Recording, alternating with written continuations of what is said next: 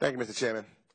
Mr. Secretary, I was at another hearing, and I walk in here and I'm confused. What's your title again? You are the Secretary of what? Treasury. Treasury.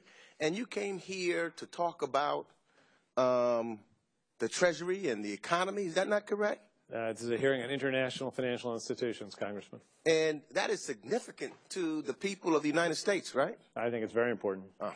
And, well, by the way, maybe because our economy has recovered, has it recovered substantially since 2008? It has recovered substantially. We're on the right path. We still have more work to do, but the rest of the world is now looking to us as an example of how you bring yourself back. And the unemployment rate now must be very high. Well, it's as you know, in the mid-5s.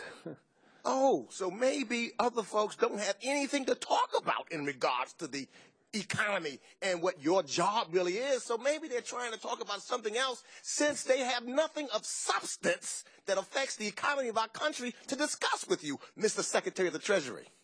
I'm happy to discuss the economy for as long as you'd like. Let's get to what I think that you're here for. And you're here to talk about it because I think being the Secretary of the Treasury, and it affects the American people, how we're going and where we're moving, I think that's substantial. And for me, I want to just ask some questions that I think would be relevant. I know that the ranking member was very involved and concerned about it, and I think a few other members, and that's about anti-money laundering issues. A number of banks have faced heavy fines levied by the Financial Crimes Enforcement Network. Mr. Secretary, what should we make of the larger number of banks being deemed in non-compliance with our anti-money laundering regulations? Congressman, the anti-money laundering rules are very important. It's the way we make sure that illicit activity is caught and stopped.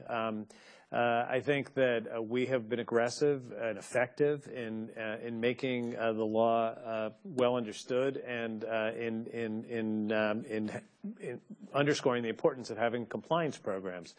I think that what we've seen in recent years is a kind of risk aversion developing where financial institutions have been, if anything, going beyond what may be required. They're not required to stop doing business, say, in a country where there are problems. They're required to have the kind of compliance program where they can catch problems and prevent having problematic transactions.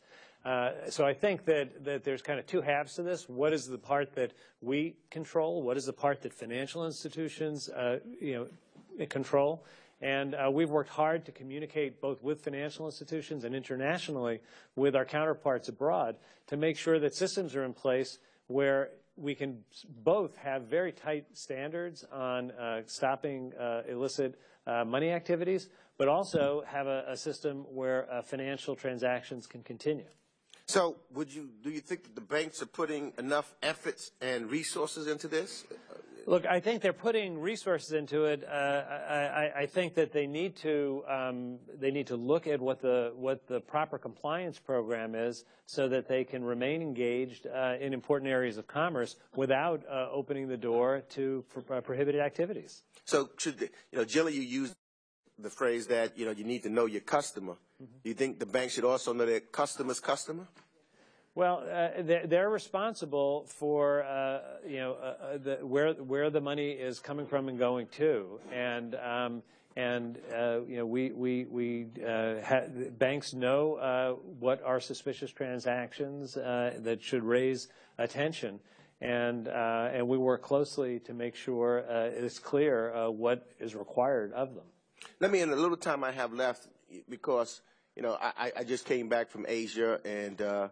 I was looking at the president's proposals for TPP and some of his trade agenda, and there's things that are popping up, and I know you've had some questions already about currency manipulation and whether there should be a currency chapter in TPP. I didn't hear your answer, but I didn't get much of a chance to answer. Go ahead, please. We are very much of the view that unfair currency practices have to be stopped. We engage in the multilateral processes at the G7, the G20, at the IMF. We engage intensely on a bilateral basis to try and bring behavior up to a level that meets what is the broad international standard of market-determined exchange rates and only using domestic tools for domestic purposes, not to gain unfair advantage. My view on whether it belongs in a trade agreement is separate from how aggressive we are at pushing back on practices that we think are unacceptable. Time of the gentleman has expired. The chair